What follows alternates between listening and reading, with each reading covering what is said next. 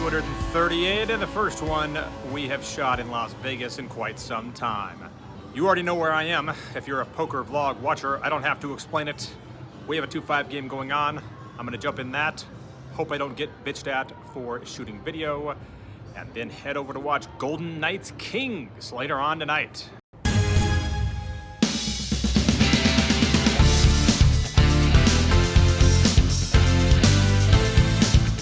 The trip wouldn't start off at Wynn, but rather at the other end of the strip at Mandalay Bay's Refferer restaurant, a place where I had the chance to have dinner with a special someone, which is a callback to a video that about 5,000 of you had the chance to watch.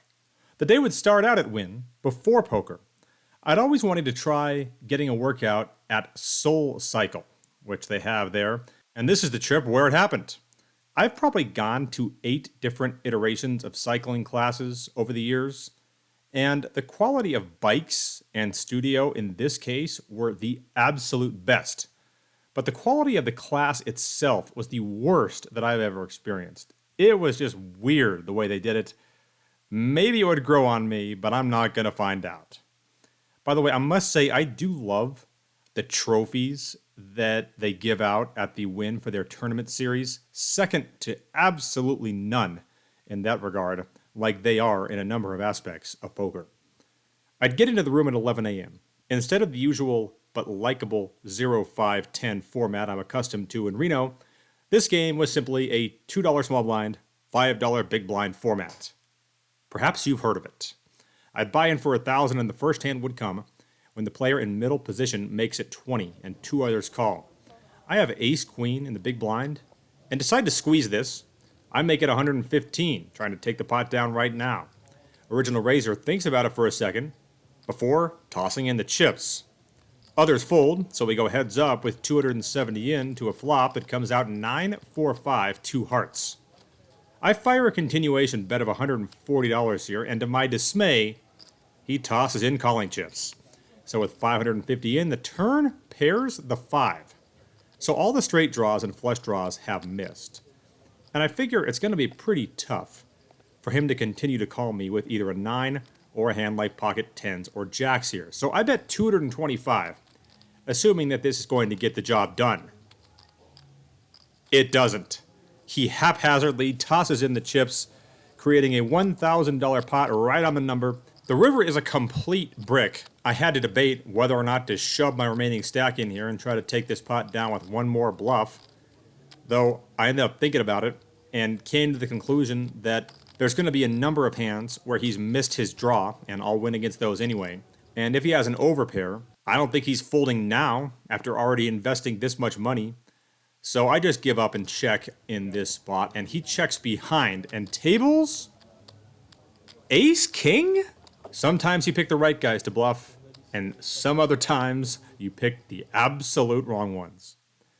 I then get a pretty decent price in a multi-way pot trying to set mine with pocket 7s, but all that would do was cost me an extra $105. So I'd add on for $500.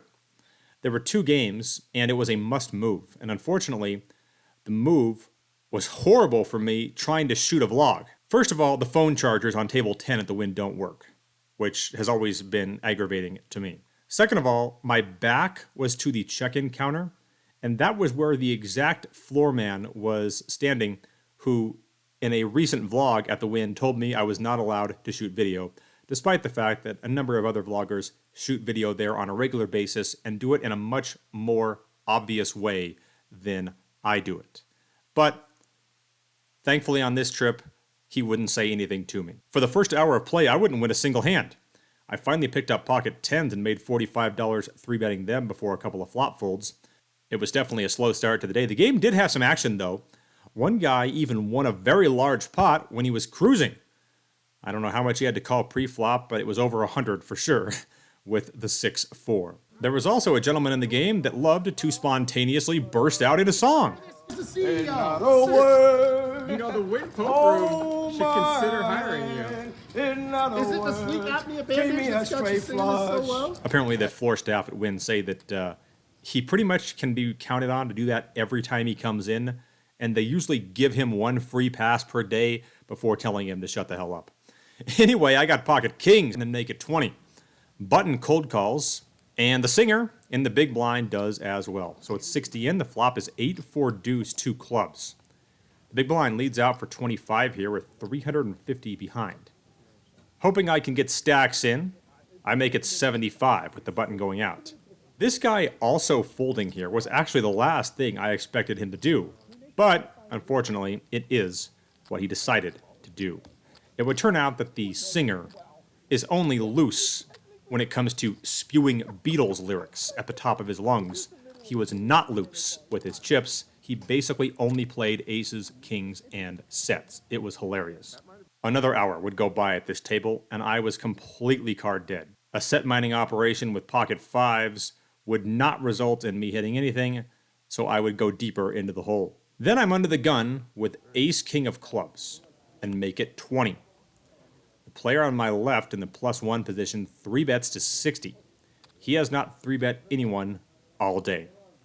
The small blind cold calls, and it's back on me.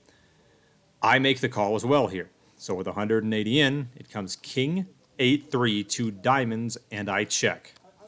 +1 bets out for 50, which is a similar concept to the polarized check. The really small bet often is that. It's so small that it's usually either a monster desperately trying to build the pot up, or a pretty weak hand taking a stab at it. Small blind calls. So what is my play here? Honestly, I wasn't 100% sure, but after some thought, I would check raise to 150. The player on my left wastes little time 3-betting the flop to 400. So with 750 behind, it's an all-in or fold situation for me at this point. Generally speaking, particularly when it comes to players who clearly are not professionals, when someone 3-bets the flop, they are generally pretty nutted. Unless you know they are complete maniacs, which this guy clearly wasn't, you can usually rely on that. So I concluded the best thing that could happen in this hand was chopping the pot, because clearly he could do this with ace-king. But since he re-raised pre-flop, he could certainly have aces, he could have a set of kings, or there's also a world that exists in which he re-raised it pre with pocket eights. So when those are the only options, and I felt very confident they were, aces, kings, eights, or ace-king for a chop, there's no club on this flop to give me the possibility of running a backdoor flush here. So when those are the only options, I just didn't like this spot. So I would muck the ace-king, and he would show me ace-king. So if you're looking for a hand for the bendeach highlight reel, this will not make it. But sometimes you try to make the correct play, and you end up getting burned as a result. So after only a couple of hands played on the day, ace-king taketh, and ace-king taketh even more. But it wouldn't take me long to get it again. I'd raise it once more, and tell me if this shocks you, it was the best hand before the dealer would proceed to put the 3 cards on the table, but after he did so, it became the 3rd best hand. This is a mid-session update. If you occasionally come to Vegas and find yourself saying, you know what, there's just not enough traffic here for my liking, then I'd recommend coming back when this Formula One race is going on and the week leading up to it, which is what I've done. And that's the end of the update.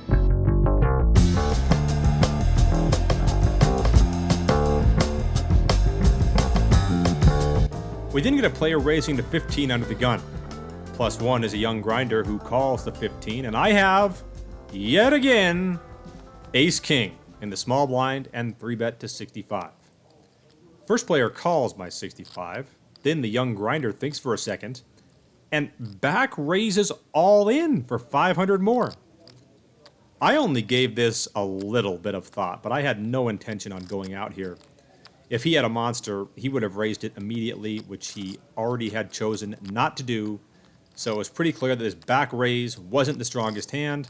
I jam all in for $690 under the gun folds, and we are now heads up in a pot that is about $1,200, and to my delight, he shows ace-queen.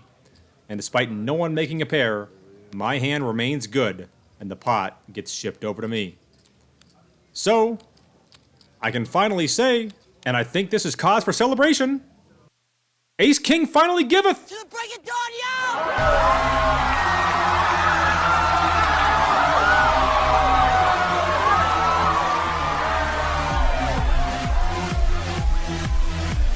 I would then give back a little of that money in two very different ways. I would set mine with sixes, losing $60. And I would buy club-level seats to see Green Day next September in San Francisco, spending about $350. But I felt pretty good about losing that money. I would then raise to 25 with, I know this is going to shock you, ace-king. This is just the ace-king vlog. By the way, does anyone actually refer to the hand as Big Slick? That's a question I've been wondering about. Reno Grinder once showed up in the poker room wearing a shirt with ace-king on it, and in big bold letters it said Big Slick. And I would make fun of him for wearing that shirt because I've never actually heard anyone say, yeah, I picked up Big Slick in the blinds and I raised to 60. I've just never once heard that. Anyway, I make it 20 under the gun, and a pretty tight player gives me action from the cutoff. So with 45 in, it comes king, queen, 10, rainbow. I just bet out for a green chip with top pair, top kicker, and he tosses in one of his own. So with 95 in, the turn is much more likely to be a bad card for me than a good one. It's an ace. I bet out for 40 with top 2, and he instantly mucks his cards. I'd raise pocket kings and end up getting 2 callers, but no subsequent post-flop action. That is only important to point out because of the next hand. Under the gun limps in. I have jacks in the +1 position, and I raise it, which results in me immediately getting 3-bet to 85 from the low jack. Folds back to me, and I'm obviously going to make the call here. So 180 in, the flop comes out king, king 9, rainbow, and I check. Low jack thinks for a second before checking back. The turn is a queen, which obviously I hate here. I check it again. This time he does bet. He makes it 105. So the hands I now lose to include aces, queens, ace-queen, pocket nines, and any hand that contains a king. Also, one thing I've always talked about is slow playing is simply more common than bluffing. And if players are going to bluff, usually they will start their bluff on the flop. So I fold my jacks. Right as I did that, I hit the stop button on my phone. And right after that occurred, he would turn over his cards, and you'll never guess what they are, ace-king once again. So thankfully that queen hit the turn, otherwise I would have lost at least one more bet. I then win back a little, flopping trip deuces and having 2 players bet into me, but after I decided to try the back raise in this spot and make it 250, both ended up mucking their hand. From then on out, the quality of the game would deteriorate. There was a point where the average age of players at the table was younger than me. Now, I know that I'm not as young as I used to be, given the fact that I will turn 40 next year, but I can definitely count on one hand the amount of times in my poker career where the game has been full and the average age was younger than me. It never happens. And when it does, it's generally not a lineup you want to be part of. Combine that with the fact that I had to get over to T-Mobile to watch Golden Knights Kings, I would rack up and book the loss. All right, wrapping up the session, unable to overcome that bluff earlier that I made in the very start of the session to result in a small loss here at the Wynn. You know, it's kind of funny. Over the course of all the years leading up to 2021, my hourly rate playing poker was definitely higher in Vegas. And over the course of the last 3 years, it's been higher than it's ever been in Reno, but it's been pretty rough here in Vegas. Now, I think that's more of a case of just variance than it is the game's getting tougher, but obviously there is some of that also to be had here in Vegas. If you just parachuted in from another world and had never really watched a poker vlog before, I think, amazingly, compared to what I've talked about on vlogs before, I think your takeaway is going to be ace-king never fucking loses.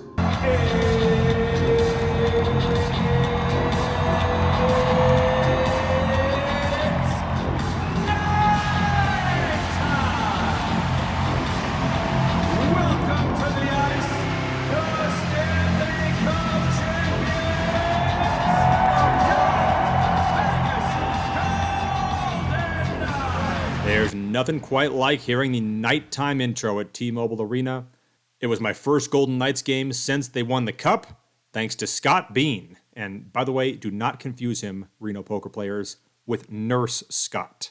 He was the guy cool enough to hook me up with the tickets. I went with Dan Healy, aka Never Lose Dan, a Vegas poker pro, and the star of the recent Deach vlog bonus video. Unfortunately, the game sucked. One of the big factors in the Golden Knights dominating the Stanley Cup playoffs was, at that time, their entire roster was healthy. If you ask a lot of hockey people, they will tell you that when that's the case, the Golden Knights are the best or perhaps second best team in the NHL behind the Boston Bruins. But in this game, they had 4 regulars out with injuries, and the quality of their play definitely reflected that, and a very tough LA Kings team beat the Golden Knights fairly easily by a score of 4-1. It wasn't a long trip given the fact that I was only in Vegas for 2 nights, but it felt like a long one due to the difficulty of driving around during this stretch. Like I mentioned earlier, as a result of Formula One, traffic is just a nightmare on Las Vegas Boulevard because so many lanes are closed off. And by the way, F1 signed a 10-year deal with the city of Las Vegas. So I'm going to be making a point over the next decade to never book a trip there within a month of that race. All right, I mentioned this on a previous vlog, and I wanted to get more specific in regards to the timing. I have been using the Donkeys Union Club on ClubGG. It's really a place to go to get some practice. Weird you're talking about practice, even though it's real money. And I just thought it'd be fun if I put out an actual time and you guys could come on there and I could potentially make some donations to you. You'll know my name. When you see it, it's just Deach. And I am going to jump on Wednesday at noon Pacific time.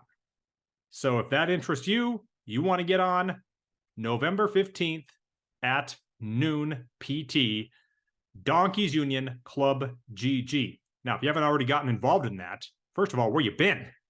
Second of all, it's easy. You can use the Telegram app to communicate with the hosts. Just use my referral code and my club code. You can find that information in the description below. Coming up next week, it is going to be the viewer cameo version of this vlog from the Peppermill Poker Palooza. Hit that subscribe button and we'll see you then.